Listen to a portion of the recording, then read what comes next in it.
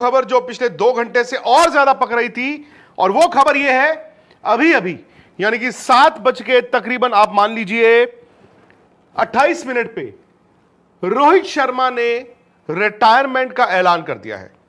रोहित शर्मा ने test cricket से अपनी रिटायरमेंट का ऐलान कर दिया है। अभी अभी उन्होंने जो सोशल मीडिया पर पोस्ट डाला है उस पर उन्होंने लिखा है, राहुल आप सुनिए जी। उन्होंने इंडिया की टेस्ट कैप 280 नंबर कैप का, hello everyone, I would like to share that I am retiring from test cricket. It has been an absolute honour to represent my country in whites. Thank you for all the love and support over the years. और इसमें वो बोलते हैं कि I will continue to represent India in the ODI format. तो इसके पीछे जो कल आपने अगर मुंबई का मुकाबला देखा हो गुजरात के साथ वानखेड़े स्टेडियम में, आपने देखा होगा अचानक से टुवर्ड्स द एंड रोहित के हाव भाव, जब यहां पे सब बात कर रहे थे ना सैड क्यों है, सिलेक्टर्स की मीटिंग, उनसे आमने सामने बातचीत, क्योंकि रोहित ने आपको याद होगा चैंपियंस ट्रॉफी के बाद ये इच्छा जाहिर की थी कि मैं अभी टेस्ट क्रिकेट और खेलना चाहता हूं, कम से कम इंग्लैंड दौरे पे.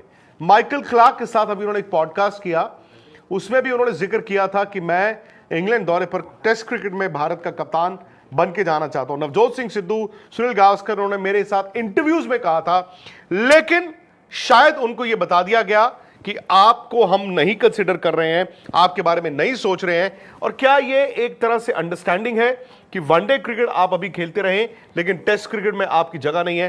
तो रोहित ने कहा ठीक है, मैं फिर अनाउंस ही कर देता हूं. आई थिंक आपके जो कोच हैं दैट इज गौतम गंभीर, और जो चीफ सिलेक्टर हैं अजीत अगरकर, अलॉन्ग विद आपके जो बाकी के 4 सिलेक्टर्स हैं, वो बहुत ज़्यादा कीन नहीं थे कि रोहित शर्मा इस इंग्लैंड के दौरे पर जाएं. और अगर वो जाते हैं तो ऑफ कोर्स आप बतौर कप्तान जाएंगे. कल एक मीटिंग हुई थी जिसमें सिलेक्टर्स भी मौजूद थे, यानी मंगलवार कल एक मीटिंग हुई थी. कहीं ना कहीं उस मीटिंग के बाद आज सडनली आप 24 घंटे बाद देखते हैं कि रोहित शर्मा ये डिसीजन ले लेते हैं कि टेस्ट क्रिकेट से वो रिटायरमेंट अनाउंस उन्होंने कर दिया. विच मीन्स कि जो रोहित शर्मा ने आखिरी टेस्ट मैच खेला था वो था ऑस्ट्रेलिया के दौरे पे. आखिरी टेस्ट मैच उस सीरीज का रोहित शर्मा नहीं खेले थे. सिडनी टेस्ट मैच नहीं खेला था उन्होंने. मेलबर्न टेस्ट मैच उनका आखिरी था. मेलबर्न टेस्ट मैच उनका आखिरी था, यानी वही रोहित शर्मा का आखिरी टेस्ट मैच होगा. अब बात यह भी थी कि अगर रोहित शर्मा वहां जाते हैं, जो हम बात भी कर रहे थे, अगर रोहित शर्मा इंग्लैंड के दौरे पे जाते हैं, क्योंकि सिलेक्टर्स इस बात पे तो कतई उनका अग्रीमेंट नहीं था कि रोहित शर्मा उस दौरे पर इंडिया के कप्तान बने. अब कप्तान नहीं बनते तो आप ये भी बता रहे हैं खिलाड़ी को कि भाई अगर आपको प्लेयर बनकर आपको जाना है तो आप चलिए, बट क्योंकि आप कप्तान नहीं है तो आप टीम मैनेजमेंट का हिस्सा नहीं होंगे, यानी आपका सिलेक्शन में, यानी जो 11 होगी उस पर आपका कोई से नहीं है. तो वहां पर हो सकता है कि आपके जो मौजूदा उस वक्त कप्तान होंगे, आपके जो कोच होंगे या उप कप्तान होंगे, ये लोग डिसाइड कर सकते हैं कि आप 11 में खेलेंगे या नहीं खेलेंगे. उसके बाद अगर 2 टेस्ट मैचेस आपको मिलते हैं, उसके बाद हो सकता है आपको तीसरा टेस्ट मैच ना मिले अगर आपके रन नहीं आते हैं.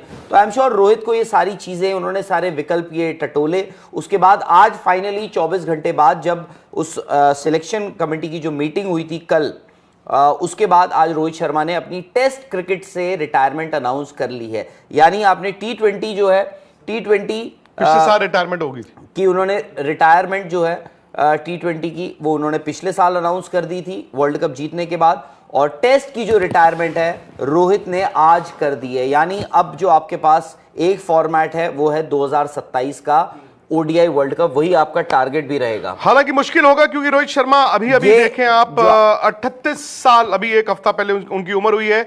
67 टेस्ट मैचेस, 4301 रन है, 40 की एवरेज है और 12 टेस्ट 100 है. ये उनका पोस्ट है जहां पर उन्होंने ये ऐलान किया है कि मैं टेस्ट क्रिकेट से रिटायरमेंट अनाउंस कर रहा हूं, मैं वनडे क्रिकेट खेलता रहूंगा.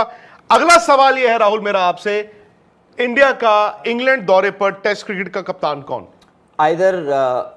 आइदर ऋषभ पंत या फिर आपके केएल राहुल. शुभमन गिल नहीं? आई थिंक शुभमन गिल में भी आप उनको अभी ग्रूम करना चाहोगे. इंग्लैंड का एक इंपॉर्टेंट दौरा है, बाकी यही है. बट बड़ी खबर आप लोगों को बता दी है, टेस्ट कप्तान आपका एक आध हफ्ते में आपका जो है वो भी अनाउंसमेंट हो जाएगी. सिलेक्शन आपका जो है इंग्लैंड दौरे के लिए वो अनाउंस होना है, तो उस पर आपको पता लग जाएगा। बट इस वक्त जो बड़ी खबर यही है कि रोहित शर्मा ने, इस पे तफसील से हम बात करेंगे और पीछे की कहानी क्या है वो भी, लेकिन वीडियो को लाइक करना है, शेयर करना है और प्लीज।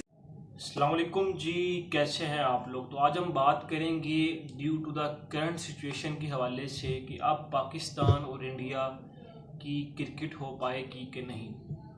क्या एशिया कप में या आईसीसी के जो टूर्नामेंट्स हैं उसके अंदर पाकिस्तान और इंडिया आपस में खेलते हुए नज़र आएंगे कि नहीं, ये है हमारा टॉपिक। आपने देखा कि लास्ट ईयर एशिया कप के अंदर, उससे पहले भी एशिया कप का जो फॉर्मेट है वो इस हिसाब से डिज़ाइन किया जाता है कि पाकिस्तान और इंडिया तकरीबन 3 दफ़ा आकर आमने सामने आए और फाइनल में मैचेस खेलें।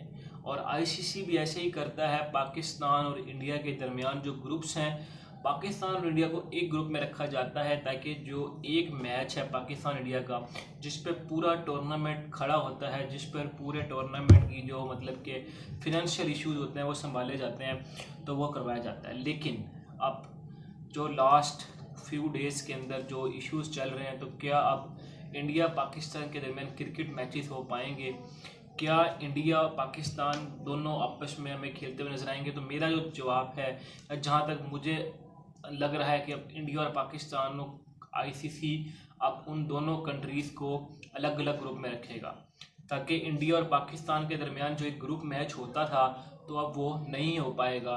और हो सकता है कि अगर फाइनल में दोनों टीमें पहुंचें तो शायद की बात है कि ये मैचेस हों, लेकिन आज के दौर में हमें ये हालात नज़र नहीं आते इंडिया और पाकिस्तान के दरमियान मैचेस हो सकें, क्योंकि due to the unstable political situation Pakistan और इंडिया के दरमियान जो मामलात हैं वो इस कदर तक ख़राब हो चुके हैं कि दोनों कंट्रीज़ जो हैं वो अब एक दूसरे से दूर दूर रहने की कोशिश करते हैं। जैसे कि आप देखते थे कि जब भी पाकिस्तान और इंडिया का मैच होता है, चाहे वो एशिया कप हो, चाहे चैम्पियन ट्रॉफी हो, T20 वर्ल्ड कप हो या ODI वर्ल्ड कप हो, उस एक मैच के ऊपर पूरे जो टूर्नामेंट है उसकी PR, उसकी रेटिंग उसके ऊपर डिपेंड कर रही होती है।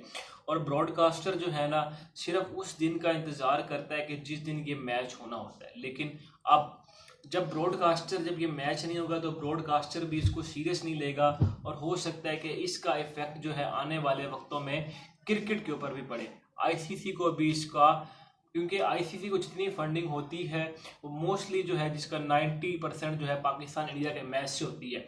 और अगर ये मैच नहीं होगा तो फिर आप खुद ही अंदाज़ा लगा लें कि क्या हो सकता है।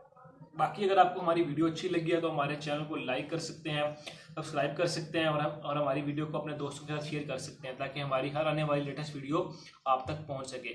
बाकी हम आपके लिए इस तरह की मुसलसल वीडियोस लाते रहेंगे, ताकि और आपको पाकिस्तान और इंडिया के दरमियान जो क्रिकेट है उससे आगाह करते रहेंगे। तो उस वक्त तक के लिए मुझे और मेरी टीम को दीजिएगा इजाज़त, और अपना बहुत ज़्यादा ख्याल रखिएगा और हमें भी दुआ में याद रखिएगा।